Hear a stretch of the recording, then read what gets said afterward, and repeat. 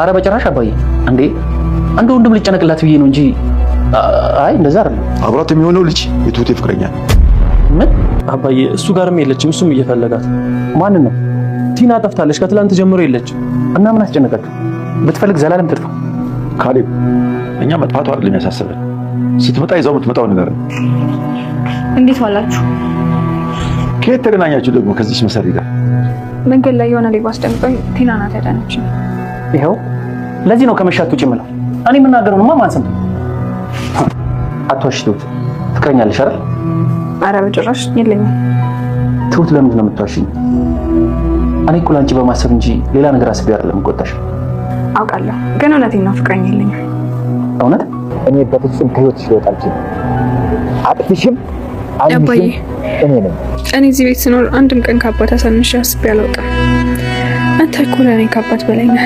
መውደዴንና ለአንተ ያለኝን ፍቅር እንዳትጠራጠርብኝ ይህንን ለማድረግ ምን እንደሆነ የማልነግርህ ከባድ ነገር አስገድዶኛል ግን መናገር አልችልም አባዬ እናንተ ምንም እንድትሆኑብኝ አልፈልግም ለእናንተ ደህንነት ስል ከቤት ወጥቻለሁ እንዳትፈልጉኝ ብታገኙኝም አልመጣም ትሁት እንዳዳንሻት ያመነች ይመስልሻል?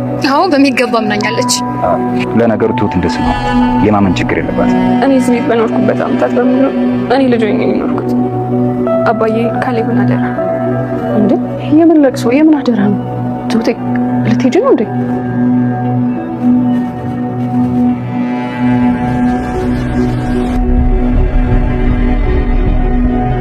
ትሁት ለአባባ በእንባ እየታጠበች ደብዳቤ ጻፈች። አባዬ እኔ ከምንም በላይ እወድሃለሁ። መውደድን ደግሞ እንድትጠራጠርብኝ አልፈልግም። አንተም ለእኔ ከአባት በላይ ነህ። ግን ደግሞ አንድ ልነግርህ የማልፈልገው ከባድ ነገር ስለተፈጠረ አሁን ትቼ ከቤት ጠፍቼ ልሄድ ነው። ይህን ደግሞ የማደርገው ለእናንተ ደህንነት ስል ነው።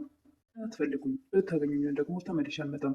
አዲሱ ትሁትን ፍለጋ የመጣው ሰውዬ ቲናን አሳመንሻት ትሁትን እያለ ሲጠይቅ ቲናም አሳመኛታለሁ አጋቹም አዎ ትሁት የማመን ችግር የለባትም። ሰውየውም ትሁትን ህይወትሽ በእኔ እጅ ስር ነው፣ አጥፊትሽም አልምሽም እኔ ነኝ፣ ከእኔ የተለየ ህይወት ሊኖርሽ በፍጹም አይገባም። እናን አንድ ሚሊዮን ብር አምጪ እያለ በተደጋጋሚ ሲጨቀጭቃት የነበረውና ትሁትን ፍለጋ የመጣው ሰውዬ ፊት ለፊት ተገጣጥሞ ትሁትም ለአባባ ደብዳቤውን ከጻፈች በኋላ ከዚያ ቤት ወጥታለች። እሷን ፍለጋ የመጣው ሰውዬ ያገኛት ይሆን? እሱን አብረን እንይ። ሰላም ጤና ይስጥልኝ ውድና የተከበራችሁ በሙሉ ዓለም ያለች ኢትዮጵያና ኤርትራ እንዴት ናችሁ? እግዚአብሔር ይመስገን ደህና ነኝ። የግፈኛው ሚስትና የሰራተኛ ፍቻ ወይም ደግሞ ትሁት ድራማ ክፍል 50 አብረን እናያለን። የባለፈው ክፍል ትሁት ወደ ሱቅ በወጣችበት ሰዓት እሷን ፍለጋ የመጣውን ሰው ከቅርብ ርቀት ስታይ ወደኋላ ተመልሳ ስትሮጥ ከቲና ጋር ፊት ለፊት ትገናኛለች። ቲና ምንም እንደማታውቅ አሳልፋ ለሱ ልትሰጠው ተስማምታ ከተለያየች በኋላ ትሁትን ስታገኛት ትሁቴ ማን ነው እያስሮጠሽ ያለው ምንድነው ችግሩ እያለቻት ነበር። ትሁትም ምን አላውቅም የትም አላውቀውም ምን እንደሆነ አላውቅም ሌባ ነው መሰለኝ እያለቻት ነበር። ቲና ምንም እንደማያውቅ ደግሞ የዘንድሮ ሌባስ ይለያል እንዲሁ በግልጽ ደግሞ ማሯሯጥ ጀመረ እያለቻት ነበር። ትሁትም ምን አላውቅም እባክሽ እኔ እኮ የሮጥኩት ራሴን ለማዳን ነው የአንቺን እዚህ መገኘት ግን ገርሞኛል እያለቻት ነበር ትሁት ቲናን። እኔማ ወደ ቤት እየሄድኩ ነበር ግን ደግሞ ሰውየው እያሯሯጠች ስላየው ላድንሽ ነው የመጣሁት እያለቻት ነበር። ትሁትም አንቺ ነሽ እኔን የምታድኝኝ እያለቻት ነበር። አዎ እኔ ላደረግኩሽ ነገር ዋጋ እንድትከፊኝ ሳይሆን እንደ ነገር እንዳያደርግሽ ብዬ ላድንሽ ነው የመጣሁት ይህ ግን አሁን የማድነሽን ሳይሆን የትናንቱ ላይ ነው ያለሽው እያለቻት ነበር። ማመን አለማመን ያንቺ ጉዳይ ነው ግን እኔ ላድንሽ ነው የመጣሁት። ትሁት እኔ እኮ አንቺ ሰውን ስትጎጂ እንጂ ስታገኝ አይቼ ስለማለቅ ለዛ ላይ ተጠራጠርኩሽ። ስለዚህ ቴና እኔ ለማዳን ዋጋ ከፈለሽ ብዬ እንዴት ላስብ እችላለሁ እያለቻት ነበር። ትሁት ከትናንቱ ይልቅ ዛሬ ነው ያስከፋሽኝ እያለች ነበር ቴና። ትሁትም ቴናዬ ያስከፋሽን ብዬ አላሰብኩም እሺ ይቅርታ አድርጊልኝ ትላለች። አሳልፈዋ ለይሁዳ ስም አለመስጠት ትሁቴ ብላ አቅፋ ትስማታለች። ትም ከልብ እሷን ያዳነች ወይም ደግሞ ልታድን የመጣች መስሏት ቤት ሜዳ ቴና ባደርስልኝ ብሎ ሰውየው ሌባ አግኝቶኝ ሊገለኝ ነበር እያለች ቴና ናት ያዳነችን እያለች ነበር ለአባባ ትሁት እሷን አሳልፋ ልትሰጣት እንደሆነ ያላወቀችው ትሁት ቴናን ማመስገን ላይ ነበረች። ካሌብም በበኩሉ ትሁት ከቤት ወጥታ ስለቆየች ወደዛ ወደዚህ እያለ መቆም መቀመጥ እስኪያቅተው ድረስ በጣም የተጨናነቀ ይመስል ነበር። አባባም እንደምንድን ነው ልጄ ተረጋግታ የማትቀመጠው እያሉት ነበር። እንዴት ልረጋጋ አባዬ እንደዚህ ከሄደች ቆየች እኮ እንደዚህ እኮ አምሽታ አታውቅም እያለ ነበረ። አባባም ተዋት እንደፈለገች ትሁን እያሉ ነበር። አንተ እኮ ነህ እንደዚህ እንደፈለገች ትሁን እያልክ ልጅቷን ያበላሻት እያለ ነበር ካሌብ። ቆይ ምንድን ነው እንደዚህ ያናደደህ እያሉት ነበር አባባ። እንደ አባዬ በዚህ ሰዓት ወጣ እኛ እኮ ነን ኃላፊነት ያለብን አንድ ነገር ብትሆን እኮ ተጠያቂዎቹ እኛ ነን እያለ ነበር ካሌብ። አባባ ምን ትሆናለች ብለህ አስበህ ነው ባለፈው ነገር ያለው ከወንድ ጋር ተቀምጣ ይቻታለሁ። አባ ምና ብታያት ምን ችግር አለው እያሉ ነበር። እንዴት ነው አባዬ ነገሩ ቀለል ያደረከው እያለ ነበር ካሌብ። እኛ ከማናውቀው ሰው ጋር ይች ልጅ ነገር ጀምራ ችግር ቢፈጠርስ? አባባን በፈገግታ ቆይ ግን ታፈቅራታለህ እንዴ እያሉ ነበረ። ካሌብም ማ እኔ በማለት እንዴ እኔ እንደ ወንድም ልጨነቅላት ብዬ ነው እንጂ ኧረ በጭራሽ እያለ በመንቀጥቀጥ ልክ የእውነት እንደ ፍርሃት የእውነት እንደሚወዳት ወይም ደግሞ እንደሚያፈቅራት ከፊቱ ይታይ ነበር። ይህ እኮ ህይወቷ እንዳይበላሽ ብዬ ነው በዚህ ሰዓት ወጣ የት ነው የምትሄደው እያለ ነበር ካሌብ ለአባባ። እንግዲያውስ ህይወቷ አይበላሽም እሱ አያሳስብህ ልጁን እኔ ያውቀዋለሁ ይላሉ አባባ ካሌብን ለመፈተን ይመስላል።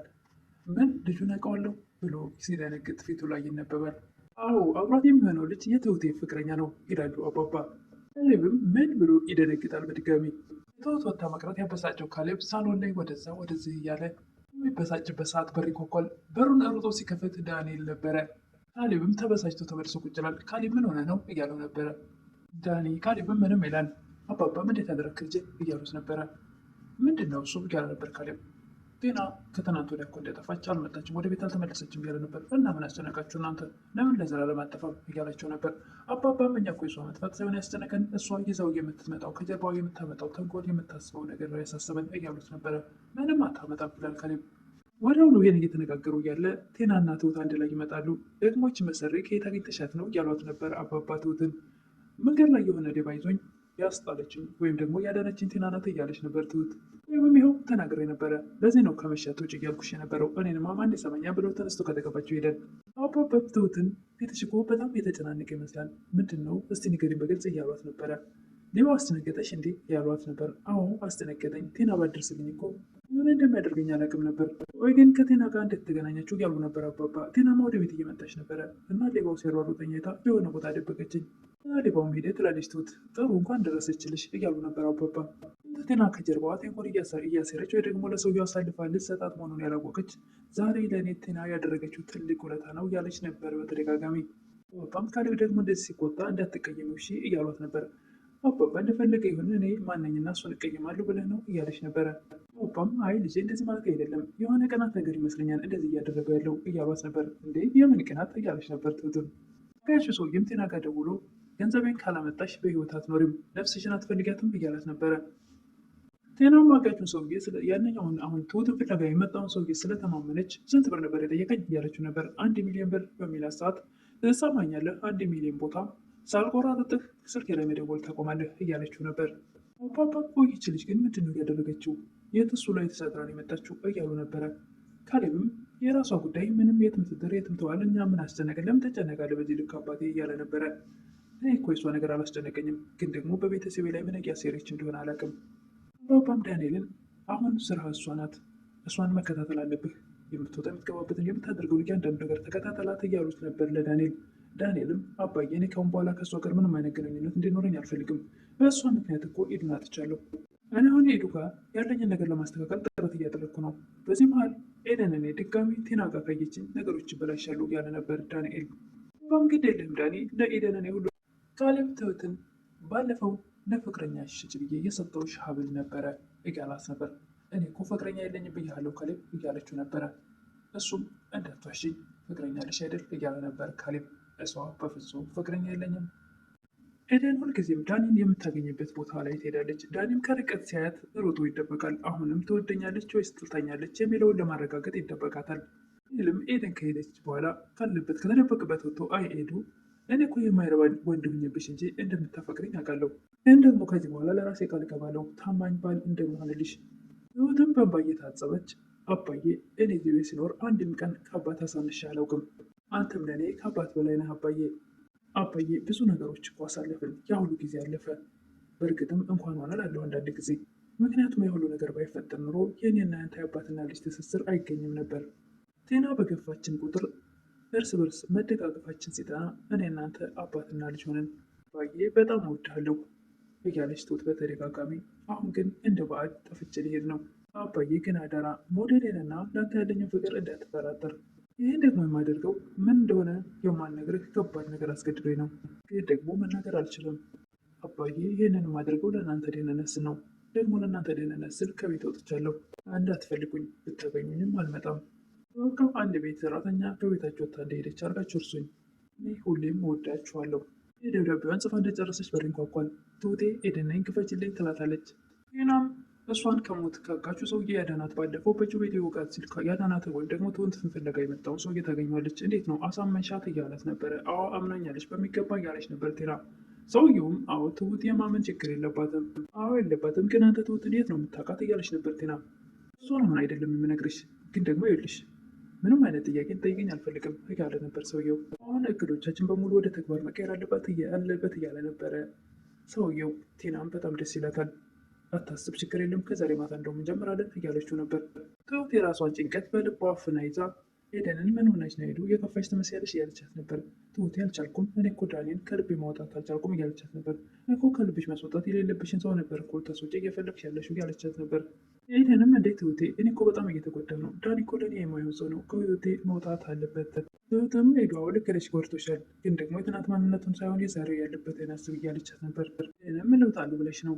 ሰው እኮ ካለ ትናንትናው የነገውን አይገነባም፣ ደግሞ ከቴና ጋር ተቃቅፎ ይቻለሁ እያለቻት ነበር። ትሁትም ዳኒ ካሁን በኋላ አይጎዳሽም፣ በማኝኝ ከሱ ጋር መታረቅ አለብሽ እያለቻት ነበር። ትሁት ኤደንን ካረጋጋች በኋላ ሁላችሁንም በጣም ወዳችኋለሁ፣ ዳኒ፣ ካሌብ፣ አባዬ ሁላችሁንም ወዳችኋለሁ። እኔ እዚህ ቤት በኖርኩበት ዓመታት በሙሉ እንደ ልጅ ነበር የኖርኩት። አባዬን፣ ካሌብን አደራ እያለቻት ነበር ትሁት ኤደንን። እንዴ የምን አደራ ነው? ሁለተኛ ነው እንዴ ትሁቴ? ቴናና ዳኒ ውጭ ላይ ተገናኝተው ቆይ ምንድን ነው እንደዚህ አንድም ቀን እኮ አየናት ያለ ሰው የለም 2-3 ቀን ሆነሽ እያሏት ነበር። እሷም አና ጠፋች ብላችሁ ፈለጋችሁኝ፣ ብቻዬን ነኝ ሰው የለኝም እያለችው ነበር።